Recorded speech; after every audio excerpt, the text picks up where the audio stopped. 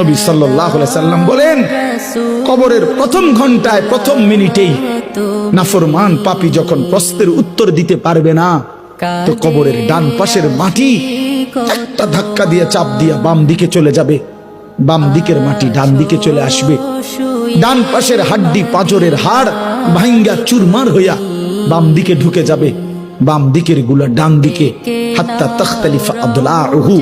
তখন বুঝবি না ফরমান আমি মালিক কত বড় ক্ষমতাবান। চলো বন্ধু বদলে যাই, ঠিক আছে না? ইনশাআল্লাহ আল্লাহ তাআলা আমাদের সবাইকে হিম্মত দান করেন, আল্লাহ তাআলা আমাদের সবাইকে কবুল করেন। ওলামায়ে কেরামকে ভালোবাসবেন, দ্বীনকে ভালোবাসবেন, ওলামায়ে কেরামের সুহবতে থাকবেন।